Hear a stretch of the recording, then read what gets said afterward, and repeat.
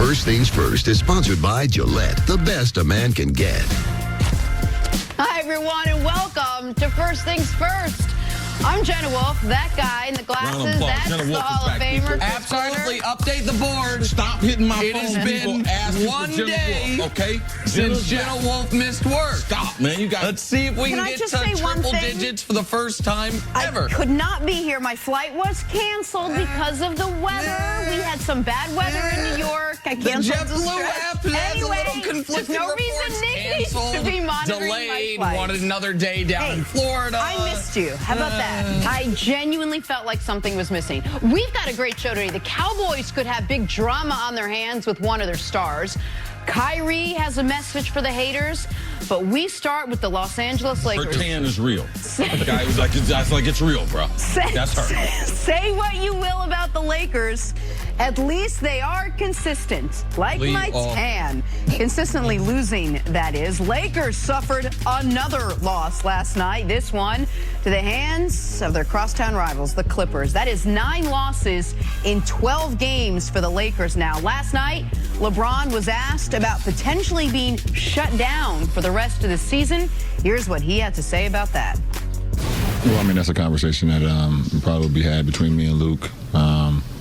You know, and going forward, I don't know what the what's going on as far as that with the postseason, things of that nature. So I felt like this was definitely a game that we needed tonight for obvious reasons. There's a team that we were chasing, and we didn't take care of business. So, you know, you kind of look at the rest of the games and look at the percentages of what's going on here in the future and see what makes more sense, you know, for not only me, but for the team itself as well.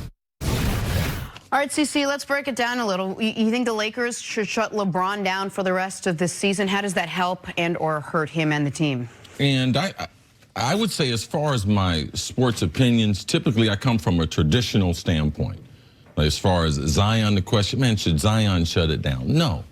Should guys play in the bowl games? Yes. Because I know that whole process of playing, it gets you better. But the difference is, all these kids are at the beginning of their career. And now we're talking about one of the greatest of the greats in LeBron James. What should the Lakers do? And if you had asked me this question a month ago, I'd have been like, oh, absolutely not, man. He's got to play. Man, the people have paid their money for their season tickets. Like, it's part of his responsibility. They got a greater responsibility. If they're going to try to win a championship in LeBron's tenure, because he signed up for 4 years.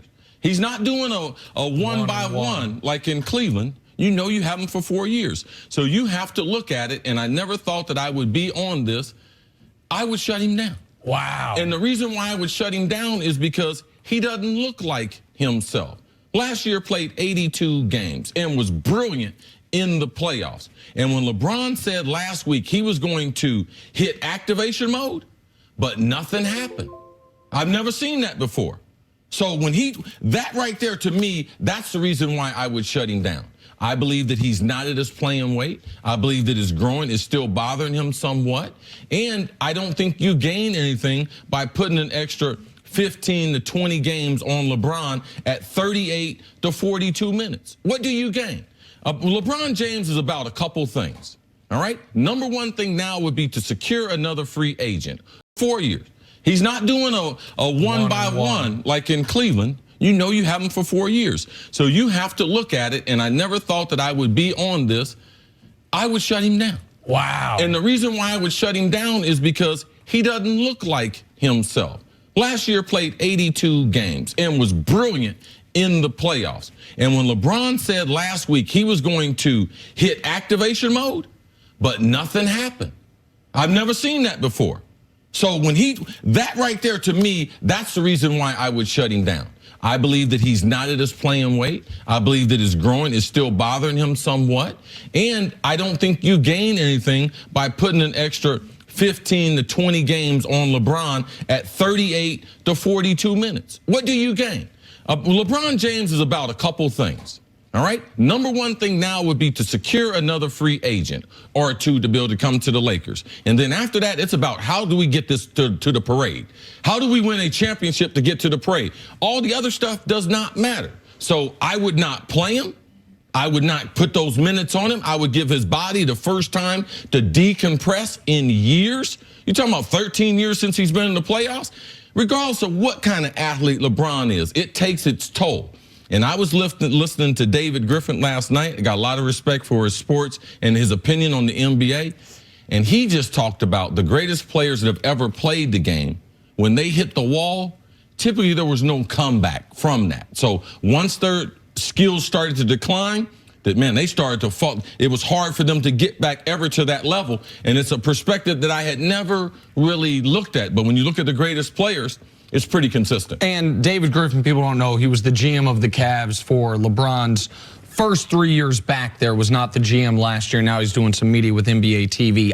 LeBron also said some other things that we didn't have the tape of where he was very definitive. He's like, I'm going to play. He talked about how it would take the highest levels of Laker leadership to try to convince him otherwise. He said, if I'm healthy, I'm going to be out there because there's always people watching. Now, I understand what you're saying, and I agree it is all about championships. It is all about what puts the Lakers in the best position to compete for a championship, and that's why I would not shut LeBron James down.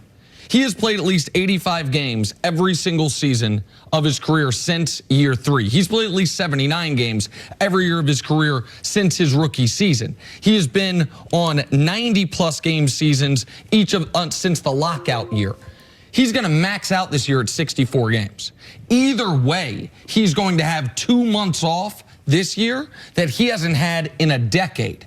And the idea of having a guy who has trained himself to be ready for April, May, June, we know it's ending in April. That it might now, for some people, think it should end in March. I don't think that would be best for him. I don't think that's the way he gets his cardiovascular back where it needs to be, his conditioning back where it needs to be. I don't think that sets himself up for the offseason the way he wants to. Well, his cardio is not that important. Right now, it's the injury and his weight. All right, I believe you can get your cardio back. There's a number of ways he can do it, but the decompressing of your body. If 2 months is good, then 4 months is great. All right, LeBron should be able to, because he hadn't had that opportunity. And he's dealing with a body that did not respond to the injury the way he thought he did. I'll go back to Steph Curry's words. Steph had a very, very similar injury, missed 11 games, has gone on to finish this or continue with this season with no type of setback. He said, you got to watch it. This growing, it's a little tricky, and I didn't think too much of it, but it makes me go back and seeing LeBron where he is right now. Now, there is no bigger fan of LeBron James. But for right now, it's about perseverance and trying to get the best basketball out of him. So why should I waste 15 games at the end of the season that doesn't mean anything? It's not going to help get Anthony Davis there. It's not going to get Kawhi to come there. It's not going to make Kyrie come there. So why would I do it? I don't think they should continue to play him 40-plus minutes as he has, I think, in 5 of the last 8 games. He's played more minutes per game since the injury than he did before the injury.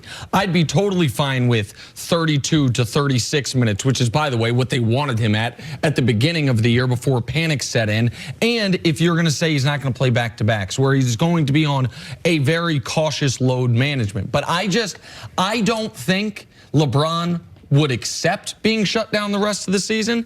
And the element of what the other quote he had is, he said, you got to play because there's always somebody watching. There is an element of he has a greater responsibility to the league and to the paying customer than any other player in the league. He is the biggest draw of any player in the league. The Warriors might be the biggest draw as a team, yes, but he individually. Yes, and I understand that. And that's a reasonable approach. Michael Jordan always said, I don't know the one time that you're going to get there to see me play. And I respect that. Right. But right now, LeBron's got several championships, and it's about not how many points, not how many assists. Forget the league right now. It's about LeBron. And if he wants to get the best out of him, I believe he's wasting his time on these last 15 games. But you mentioned all the years that LeBron has played, how many minutes and how many games has played. LeBron James has never had an injury like this. He's never said, oh, I'm going to go into activation mode, and then activation mode not worked. He's never had a team that he couldn't get to rally somehow. So do you think there is something positive about him maybe sitting down, that maybe this other team can figure out, the team without him, how to make it work without him? No, I don't think there's any positive team building part of it, because next year the Lakers are going to have a different coach. If the offseason works out the way they want it to, they're going to have a drastically different team.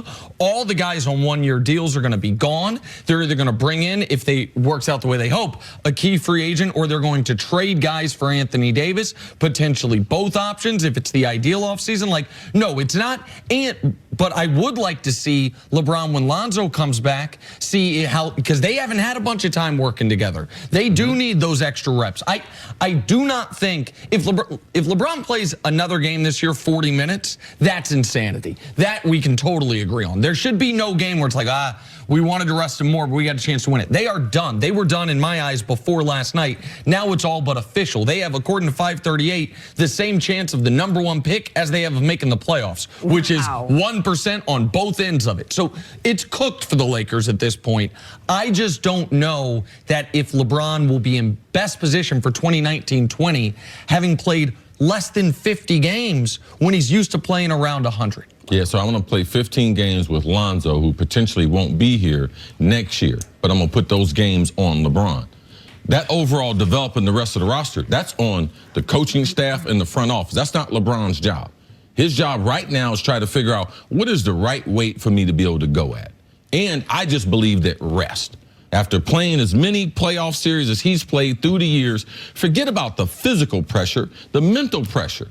Like, ain't no need to go 0 dark 30 this year. We might as well get him on the show because he's going to be available. He should be resting, trying to get ready to secure one of these free agents. And also, he should be reflecting on how we put this roster together. Don't try to do that mess again.